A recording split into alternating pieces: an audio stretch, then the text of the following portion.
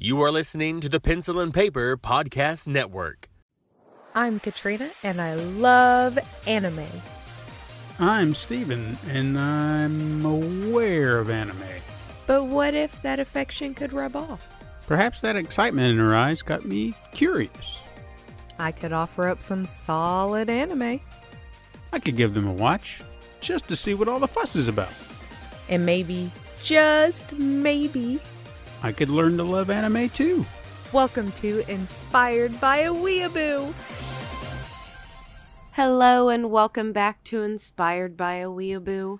I am your host Katrina, and with me is my husband Steven. Hello. We just finished episode 13 of Fullmetal Alchemist. Steven, what did you think? This was one of the sillier episodes that I've seen out of the show thus far. And I don't mean that in a bad way, but I think I understand why they did what they did, because for most of it, it seemed very comedic light, and then it takes a dark turn at the end. Not as dark as some of the other bits where it's gone dark, but it was just kind of like I said before, where it likes to use levity to undercut some of the heavier moments. Yeah. So I felt like that's what they were trying to do, is build a little bit with some of the characters and then really get into something a little darker toward the end. Mm-hmm. But the episode, we get Ed and Al going. This is a central hub. Yes, Central is like Central City. Okay. So they go to Central City and meet with Colonel Mustang and his motley crew, whom I don't know any of the other character names outside of Hawkeye that was with him in that group. Yeah. So, and they're all fawning over a puppy dog. And Well, not all of them, but well, yeah. one. And he's like, oh, I want to keep the dog. Whatever. And then Ed apparently finds a kitten. And he wants... Al finds the kitten. Al finds the kitten, and he's all excited about wanting to keep the kitten. Of course, that leads to a quick flashback of Ed having found an animal. Was it a dog? It was a cat. It was a cat. And we don't know what he said to his mom about it, but you saw him just kind of... He was literally going, bop, bop, bop, bop, bop, bop, bop, bop, bop. That's at least what I imagined he was saying, because that's what it looked like. Bop, bop, bop, bop, bop. And we eventually get to the whole reason they're there is to meet with Colonel Mustang, or at least Ed is to meet with Colonel Mustang. And he reviews practically most of the more recent exploits. Yes. From the first two episodes about the priest in the... they said it was a desert town. I guess I didn't really... peg that, but I guess it wasn't it? Yeah. Because I remember at the beginning they were walking through the desert. Yeah. So he kind of mentions that, and then he mentions the siren girl, and never doesn't go into great detail about her getting away, but just kind of, I heard she was a 10. And then what was the other one? Where they met the other two brothers. Yes. Cannot remember their names. It starts with a T or something, I remember. Anyway, about the red water, about the stone, and whatnot. And I guess he was, it felt like he was kind of commending them, but also saying, I'm also watching you. I know everything you were doing. Yeah. And I didn't really know how to take that. Kind of like Ed did. You kind of just felt like, oh, well, you're just proving that you're watching us. You're just following our every move. I see how it is. And I could see where he could be a little taken aback by that. Yeah. And then that Brigadier General prick shows up. Yeah. And I can't remember his name. I just remember Brigadier General. Yeah, the Iron Blood Alchemist. Yeah, he shows up with the Führer Bradley. Yes. And a whole bunch of other alchemists, including Hughes, and they're moving into the territory for a special mission. or some bullshit. He didn't go into great detail. He was just like, we're taking this over for now, blah, blah, and being his usual jerk self. Then we get to see Hughes falling. We find out Hughes is now he's a lieutenant colonel. Yes. Because he was a major, correct? Yes. Okay, so he's gotten a promotion since we last saw him. Of course, it has been 4 years, give or take. Since 3 to 4 years. Yeah, 3. Yeah, because it was... Anyway, time has passed. He's gotten a promotion, and his little girl's grown up, and he's all fawning over her. And this is where a lot of the sillier aspects come in, is with the pets, him showing off his daughter. He does this big picture.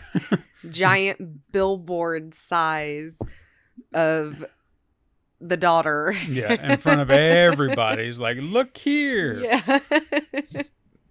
And Ed is also trying to get some information from Mustang about a name he heard. Now, did we hear that name?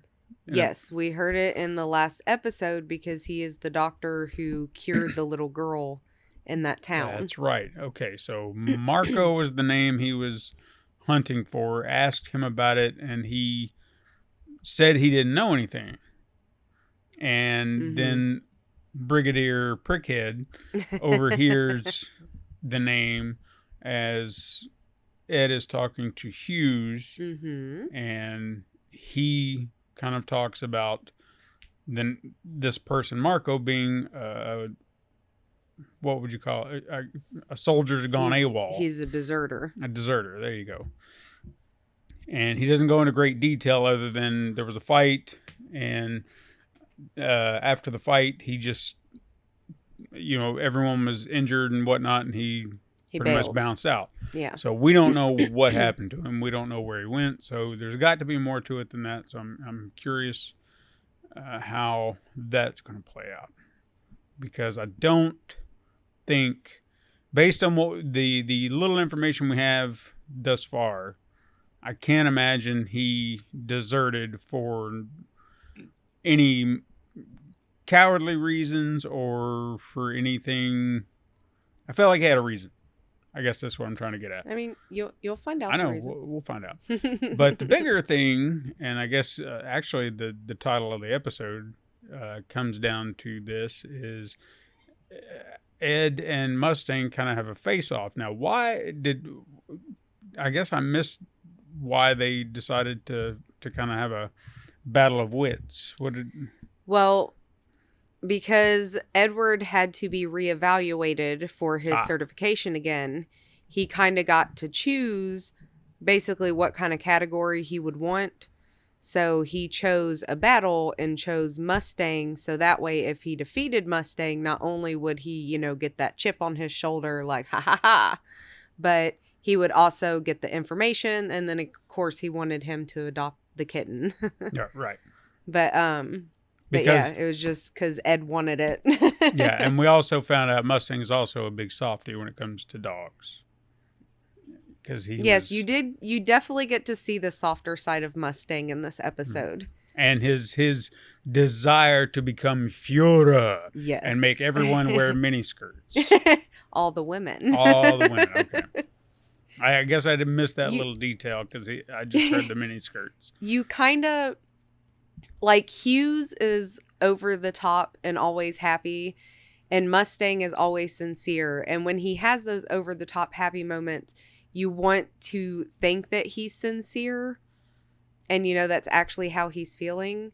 But it's kind of hard to say because, I don't know, like knowing Mustang, the more you get to know him, I guess it's almost like him and Hughes have this kind of like secret code. Well, they do seem very close, because at the end of the episode they were meeting at the bar and tones changed. It exactly. was like old friends, It's just like, hey, just gotta talk to you about this, and so like, here's what I know, and just kind of back and forth. So yeah, the tones between them shifted as they were kind of alone, like just close friends having a secret chat. Yeah. But yeah. I mean, you'll notice, especially like when they talk over the radio, you kind of saw it in the first couple episodes when they were on the train. And when he's talking to, Mustang, and Hughes is just going over the top about, his wife and how she's going to have the baby and yada, yada, yada. And, Mustang seems irritated and keeps hanging up. That's like part of their ploy to make sure nobody's listening in and make sure the lines are clear. Like, you'll notice they do a lot of that. So whenever they seem like, Hughes's character, he's always just over the top happy. And Mustang is sincere. So it's kind of like you want to watch for like those subtle differences, because when their like attitudes change, there's something up their sleeve. I got you. Okay. So the fight between Ed and Mustang was pretty interesting.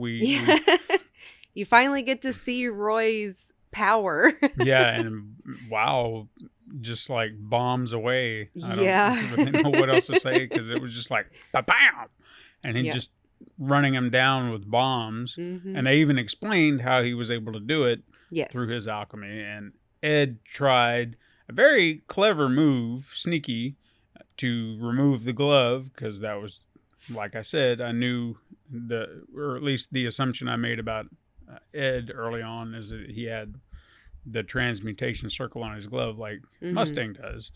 And he got one off, or tore one up, I should say. And then he had another, obviously, because, I mean, why wouldn't he?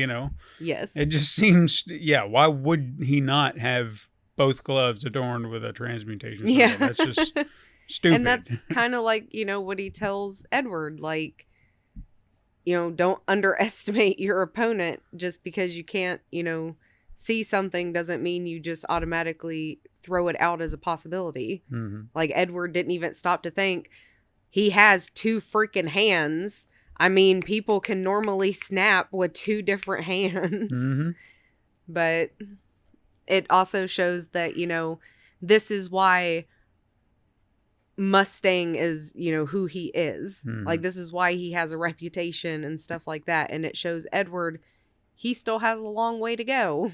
He's still a child. He still needs to grow and learn these lessons and everything else. And if he would do it, he'll be an even better opponent than he is now. He has the potential to be better than Mustang. Oh, yeah. Clearly. Because he had him dead to rights before Bradley showed up and kind of said, all right, that's enough, and just kind of ended it. Yeah. So, I mean, to some degree, I don't even know if I'd call it a draw, because I felt like Mustang did get more licks in on Ed overall. But when it came down to that last moment, Ed did he got him. Like, he had him. Yeah, but still, that's only because Mustang hesitated. Right. And that's, I'd have to give it to Mustang. I mean, if you wanted to clear winner, draw or not, I'd give it to Mustang at the end of the day if you were counting points, because he bested him on numerous occasions and even had Ed running at one point. So respect to the man and all that. But then after all that, we go to the dark turn, where I mentioned we had Mustang and Hughes in the bar, and they started discussing what was his name again? The guy that Ed was asking about. Oh, Marco. Marco. And they start to mention, they mention the desert town. Yes. And all the events that happened after the fact, not even thinking that's true. Ed did not know that the priest took back over, in a manner of speaking. So they were like, "You're going to tell him?" And he's like, not yet. And I don't know how I felt about that, but because I feel like you're keeping something from him just to let him feel like he's got to win, when I feel like he needs to know that what he thought he achieved did not happen. I feel like I don't know. I don't even know if I want to talk on it. Okay, then don't. If it's Yeah, going to go into 'cause spoiler territory. that's what I'm kind of like, because I feel like it's kind of on the edge. I feel like it hints at things that could be spoilers, but he has a good reason. Like I said, Mustang has reasons for everything that he does, and I feel like, you know, he has a good reason for this, and it's not, I don't know, it's not like it's not just about like shielding him or anything like that, or giving him, you know, that win. It's more to keep him on track. Gotcha. What he's needing to do, he needs to focus, and he needs to get to the bottom of it. And if he knows that that's happening, that's going to deter everything. Gotcha. That makes sense. So they mention that, and then Hughes brings up the Alchemist killer who we've met, Scar. Mm-hmm. And then we get a cutaway to Scar in an alley. Pretty much crushed an Alchemist's head. Well, he doesn't really crush. He kind of explodes you from the inside. Well, see, it was just like... Yeah. And you just kind of saw splat. Now, was it me, or did that guy have blue blood? Well, I think it's just the lighting. No, he was just a regular person, but I think it's more the lighting to kind of contrast his eyes, because Scar has red eyes because of where he is from. Yeah, but it's still kind of weird. I mean, it looked very blue, because I even thought lighting too, and it felt like it should have been darker. Even if it was kind of a shade of blue, it should have been a darker shade. That way it seemed like, oh yeah, it's just the lighting, but it looked very blue to me. It's an old anime. Stop complaining. I'm not complaining. I'm just saying. I felt like the coloring should have been adjusted ever so slightly. Just to kind of point out, it's still red, even though it looks blue. Can you believe people think blood is blue? There are people out there who honestly believe that. I mean, I'm sure there's a lot of people out there that believe that. It's ridiculous. Blood is not blue. It is red. Period. Anyway. Well, there was one other thing I wanted to bring up that I wanted to make note of, and I'm glad I came back around and remembered it. So why is it that Ed, God, I don't know why I keep getting their names swapped. Why is it that Ed does not wear a uniform like the rest of them? Because when they were all sitting, there was that whole group of alchemists sitting in that lunchroom, and they had those two guys kind of peeking in, and like, oh, look, they all got the change. They're all alchemists. And then it just hit me, all of them wearing the same uniform, and Ed does not wear the uniform. Do you want the long version or the short version? Is there a big reason? No, not that I can think of. I would say the short version would be because he's the main character, and the long version would probably be because of his skills and the fact that he is a child. They wanted him to stand out so he could just kind of do... You'll kind of see Edward gets to basically do whatever in the fuck he wants to do. Like, even though he has to go on missions, he still gets to sidetrack and do other things. So I feel like they just kind of let him, you know, go about his business. Okay. Or at least Roy does, and nobody seems to complain. It's just odd to let a child just have free reign like that. You'd think you would kind of put a leash on it. They're not his parents. No, but he works for the military. I mean, I know, but... Just saying. No, I don't know. Like I said, he's the main character. You got to have him, you know, wearing his outfit, and you'll come to find out where the symbol comes from that both him and Alphonse wear. So I'm assuming the way this ended, we're going to see Scar next, because as I've mentioned before, it seems like every time they plant seeds for something, they usually pay it off in the next episode. So I feel like Scar is going to be our focus in the next episode. Maybe I'm right. Maybe I'm wrong. I don't know. Well, I guess we're going to have to find out, won't we? Mm-hmm. So why don't you take it away and lead us out? Weebs, you know the drill. there are podcasting platforms that you must listen on, and you tell whomever that you want to listen to this podcast to go listen on said platform that they love. Like Good Pods, this thing that I want to bring up yet again because they do rankings, and we could be the number one anime podcast on Good Pods, and they will send me an email telling me that. So let's do that. Let's make Inspired by Weeaboo the number one anime podcast on Good Pods. That is our goal. But if you don't want to listen on Good Pods, it's fine. I don't care.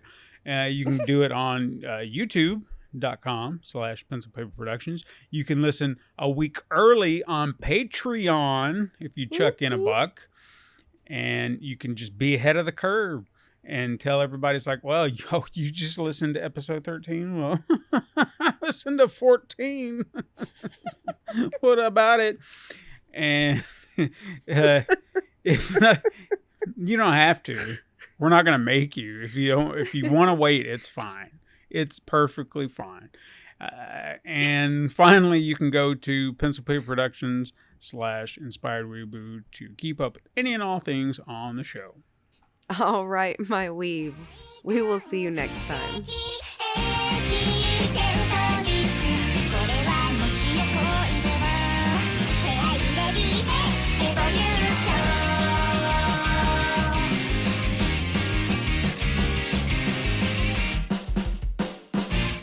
This has been a Pencil and Paper Podcast Network production.